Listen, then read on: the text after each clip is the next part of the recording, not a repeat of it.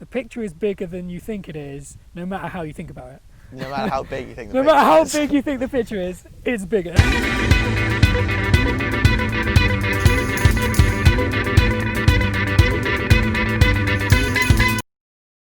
To what extent is a beginning a human creation? That's very similar to what That we is pretty talked similar about to the first one. We'll see if there's anything else to before. The wing out of beginning. to squeeze out of that topic. I mean, but actually, one interesting. I mean, I suppose interesting topic, although this is kind of out of our depth, is the beginning. The beginning.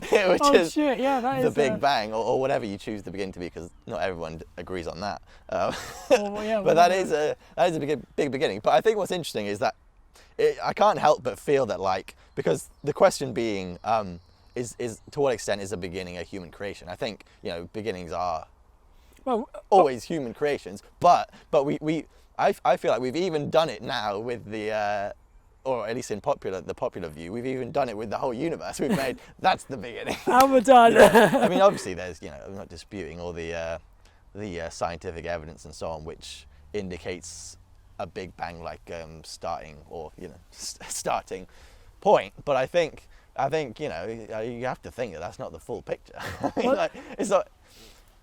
Yeah, I mean, just the whole idea of like beginnings being a thing outside of humans choosing to find a beginning seems like kind of suspicious to me. I mean, something like the Big Bang being like the start of the universe. I mean, obviously you can point to the starts of things, but the point is that, the start of everything is when you kind of really delve into everything. It's like, I mean everything. Yeah. It's like, and even because everything's a funny one, because you say people use everything quite loosely, but you say everything and it's like you can't imagine it, because it includes everything that you could possibly imagine and everything that you can't imagine. Yeah. And everything includes the word nothing and all ideas about nothing. It's just like it's just going beyond what you could possibly. It's like pin beyond down. the human power of like cognition or something. Yeah. It's like you hit against a wall when you go down there, because we're not like equipped to see it. But the beginning of everything, it just seems like to me like you can't speak of the universe, you can't speak of nature, God, whatever you want to call it, in those terms. You just can't do it. It just feels wrong. It doesn't kind of fit language.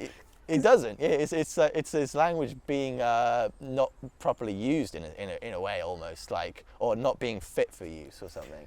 When you talk about things like that, because I mean, obviously there are many kind of popular theories of which are like, I don't know, maybe multiple universes, or maybe like the universe kind of the Big Bang. I can't remember some of these theories, but there's like the Big Bang is like the implosion of a universe, but then it comes back out again, and like universes exploding into each other. And I don't know enough about the physics of it, but there are a lot of theories, obviously, because it's an interesting and probably worthwhile topic of inquiry.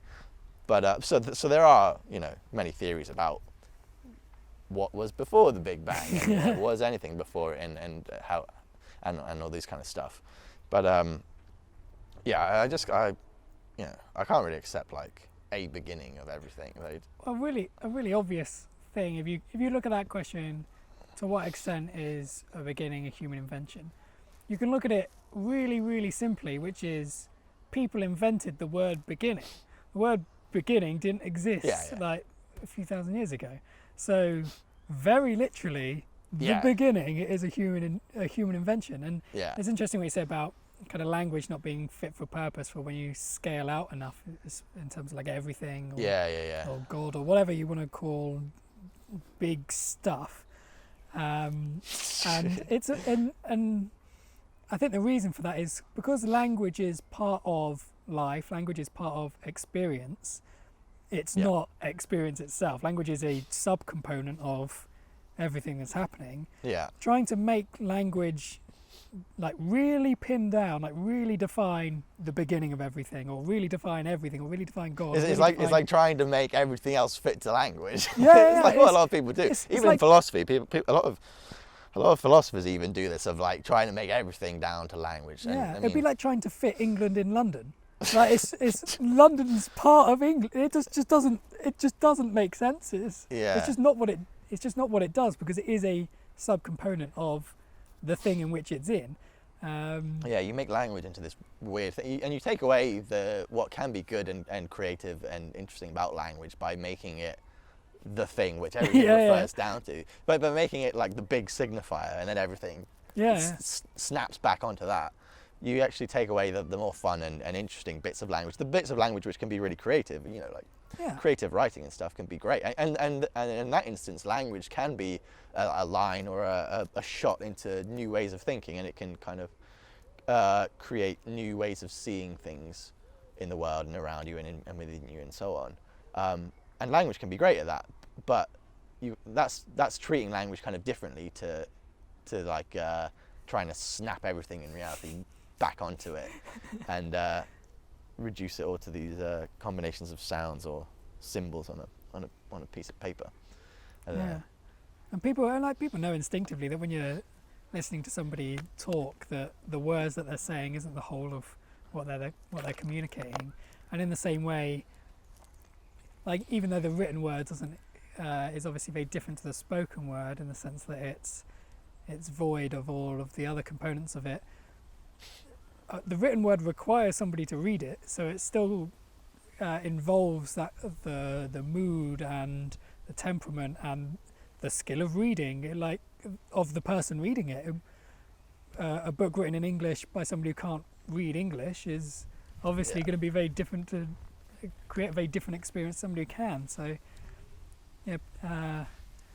words can sometimes it is worth remembering that words aren't serious. I put the word serious down quite a lot. I quite like to use it for that kind of situation. It's useful, but they're not the be all and end all. Is perhaps a better way of putting it. Yeah, of course. And it's worth, like, it's definitely very much a good practice is trying to forget about words for a little while and like not think in words or at least for a certain amount of time. If you find yourself stuck in thought, 'cause some people, it's very easy to get caught up in this kind of story, this monologue in your own head, and then to take that story as if it's true. Like, people put themselves down in their head very easily, and that can happen for all kinds of reasons. The way you've been brought up, things you've learned, things have happened, whatever it is. But I feel like it's good practice. It's worth reminding yourself that the words that are in your head are not fully reflective of what's going on. It's not the full picture. No, it can't be. It impossible. Can't be, because it's just the words in your head, and by definition, everything else is going on. Yeah. And you wouldn't say that. Just sound is all there is. And you wouldn't say that just sight is all there is, and you wouldn't say that only what I can feel with my left hand, that's the only thing that there really is, and it better be, my left hand better be comfortable, because then I'll be all right. You just wouldn't do it. You've got to kind of take in the whole picture, and it really is worth reminding yourself that the whole picture is bigger than whatever you're focusing on, whether it's the words in your head, whether you're focusing on how a chair feels and if you're uncomfortable in a chair, or if it's hot out, or the way you think somebody else is interpreting what you say, whatever it is. It's worth remembering that the picture is bigger than you think it is, no matter how you think about it. No matter how big you think the no picture is. matter how big you think the picture is, it's bigger. I mean, that's the exact thing with the Big Bang, though. It's bigger. It's like, no matter how much you think you've got it, there's more. There's more. There's just always more. And like some of the things that I found quite interesting in my little physics interlude that I've been doing recently in my study and so on is the topic of like dimensions and like multiple dimensions and so on. But there are kind of different ways of talking about it. I mean, there's at least 3 off the top of my head different ways, common ways of talking about dimension. There's kind of like a spiritual way, which is like the 4th or the 5th dimension, and in a kind of spiritual context. Oh, there's people. And then there's like a more kind of I've lost my train of thought now. That's cool. Back to dimensions. Something dimensions. Back to dimensions. All those dimensions.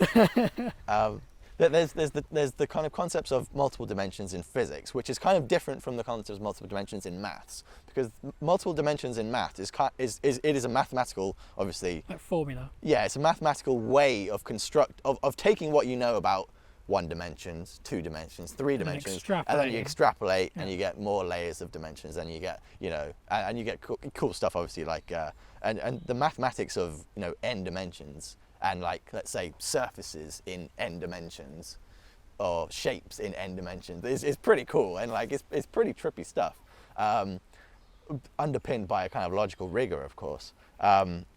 But yeah, for example, like you know, you've got the square and then the cube, and then the tesseract, which is the 4D version of the cube. But the funny thing about it, obviously, is that like you can only point roughly at it, because you can't ever perceive 4 dimensions, even though you can talk about it. Even though you can, in mathematics, you can literally formalize it.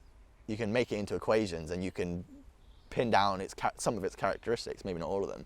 You can't ever actively, you can't perceive it, because it's outside of the bounds of human perception, which is in 3-dimensional space. As a little bit of a side to that, I always think it's interesting when sometimes you see like science documentaries and stuff, and they'll say, and this is what this looks like in infrared, or this is what this looks like classic. In X-ray, and it's like, yeah, okay, so we've got machines that can detect infrared and machines that can detect X-rays, but the image that you're seeing of the infrared isn't infrared, it's the visible light spectrum. You only see the visible light spectrum on that screen, but it's picking up infrared. So and it's exactly the same thing in like space-time diagrams. Yeah. Because space-time is a 4-dimensional manifold. It's like a 4-dimensional continuum, which is one of the central parts of both special and general relativity. But you can't see 4 dimensions, because space-time means bringing space and time together, right, into space-time rather than space and time. So it's 4-dimensional, which means that time and space are not independent. So you can't talk about space without talking about time. You can't have a change in time without kind of being changes in space, and so on, stuff like that. I'm not an expert. But when you try and represent 4-dimensional space-time, which is this kind of manifold continuum, like even just then, you know, doing this motion, that's a 3-dimensional motion, you know, and you'll see these kind of common like diagrams. There's a name for the 3-dimensional kind of ones. It's called can't remember the name, but it's like a net with like a heavy ball in it, right? Oh yeah, I've seen that, and then things sink towards it, and things kind of go into it. Yeah. But obviously, that is trying to represent 4-dimensional reality in 3 dimensions, and then putting it on 2 dimensions on a screen. Obviously, you can do it with like an actual net sheet, and a ball in it, but that's you're still showing. So you have to get rid of a dimension, and I think typically you use like the Y, or is it Z? No, you probably use the Z as time, maybe.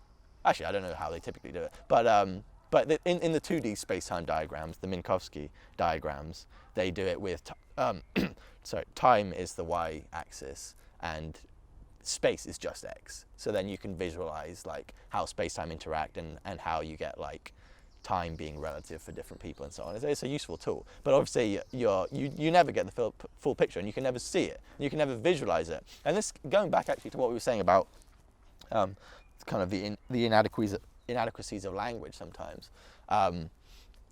I've really found that like the topic of like general relativity, special relativity, space-time and so on in physics, in modern physics, and I'm sure quantum mechanics as well, language is really not fit for purpose, because you're speaking about things necessarily like in a visual way all the time, but it's not like you're describing like like a surface of space-time or whatever, but like a surface is like it's like a 3-dimensional thing, isn't it? I mean, maybe you could argue that a surface definitionally doesn't have to be like a 3 spatial dimension or a 2 spatial dimension thing, but my point is just that you get into these weird zones when you bring in extra dimensions. Desperately trying to make language. You're trying to use the same words, but it's very clear to me when I watch these videos of people talking about space-time and so on, or n dimensions, that like these words are not appropriate for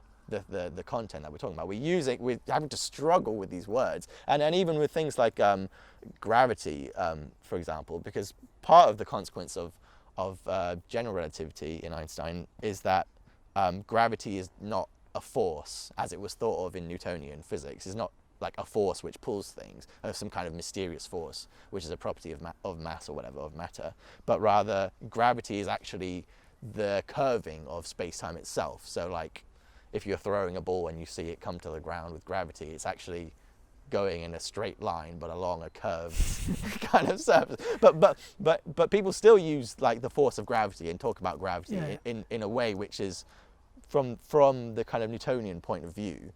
Well, yeah, thinking. But it hasn't moved on. The language hasn't moved on, but the concepts are very different. Yeah. And you know, but obviously, scientists are rarely or physicists are rarely linguists, or maybe they're not interested in creating new words. But it seems to me that like a lot of the time in modern physics, language is really out of its depth. Do you think new words would help, or do you think it's a problem with language itself? I think new words would help a certain extent. I think. Well, obviously they're never going to get you to see something you can't see. Yeah, but I think also, you know, it might not be that different from language in 3 dimensions, which is that it's not actually the thing. It's just a way of using kind of, well, I don't know, it's maybe kind of common associations between words, which is what you use to describe spatial things which aren't necessarily inherently linguistic or anything like that, but you make a certain abstraction which can be understood through common usage and so on. And so for 4 dimensions or n dimensions, I think you could probably do something like that, but the topic, the subject matter is obviously more kind of esoteric or more niche. So that kind of common aspect of what words mean typically to the odd human gets lost, because you'd be creating a word which would be specific Very to specialist. n dimensions or whatever, and it would just like, if you said it to any odd person, like Wouldn't you could mean say, anything. yeah, you could like, you can talk about 3 dimensions, it wouldn't really function as a word beyond a small circle. Yeah. But well, yeah, n dimensions and stuff is super interesting. But I love how I love the ways that we try and show it or try and reach it like within our means. So like my favorite one is that like so the tesseract, that there is like, you can make a 3-dimensional tesseract kind of model, but it's not the model of a 4-dimensional thing. Right. It's the model.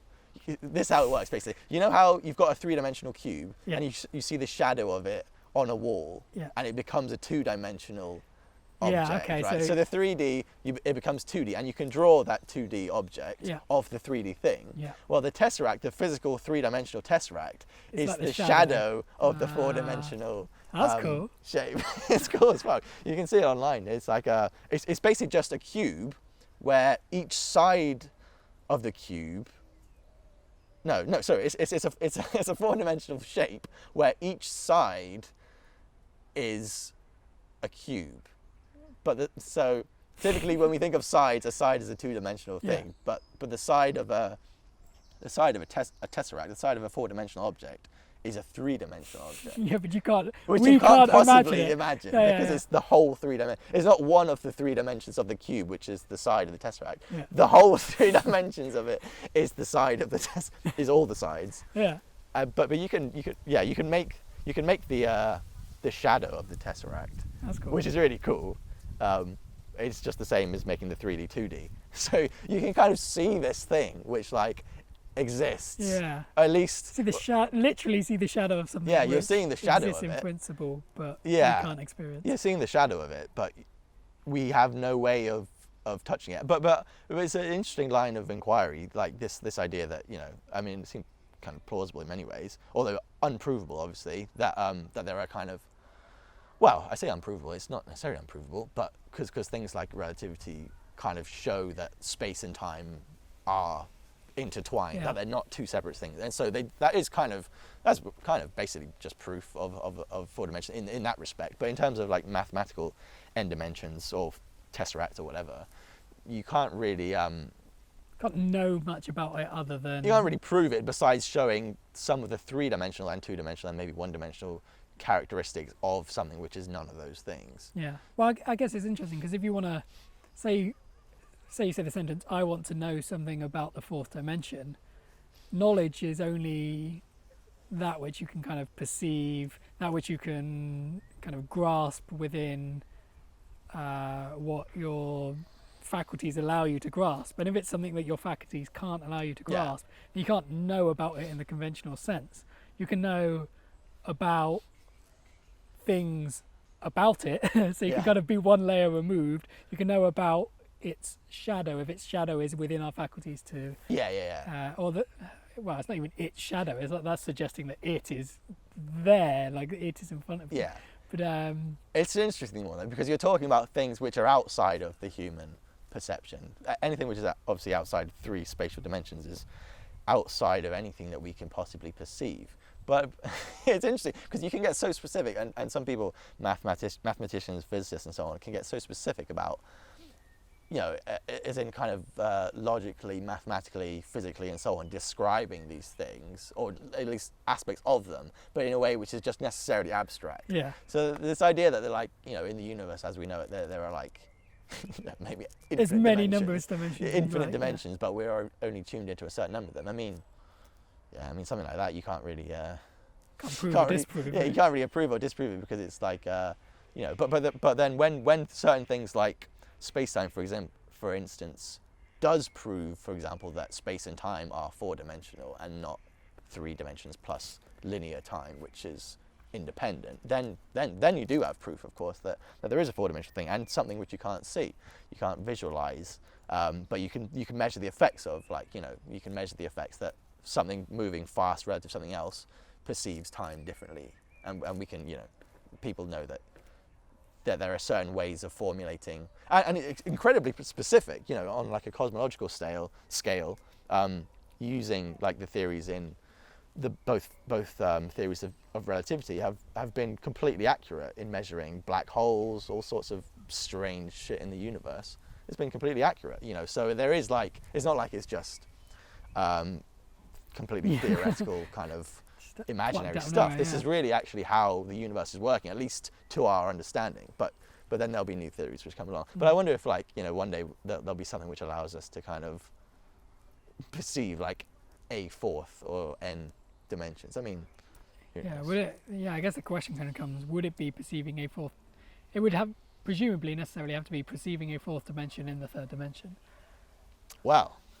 But who knows? I mean, maybe you could, like, you know, maybe there's some kind of like modifications or something you can do, which, like, I don't know. I mean, if you can calculate, if you can take like as a base point that you can calculate like the shadow of a 4-dimensional thing of the cube family, of the square, cube, so on family, then, you know, then maybe one day you can kind of get to a point where you can get so much around a certain thing that you can make certain mechanical devices or something where you could, I don't know. I mean, this is kind of an abstract realm necessarily, but maths is pretty abstract, like, and quite concrete at the same time. It's a tricky one. Yeah.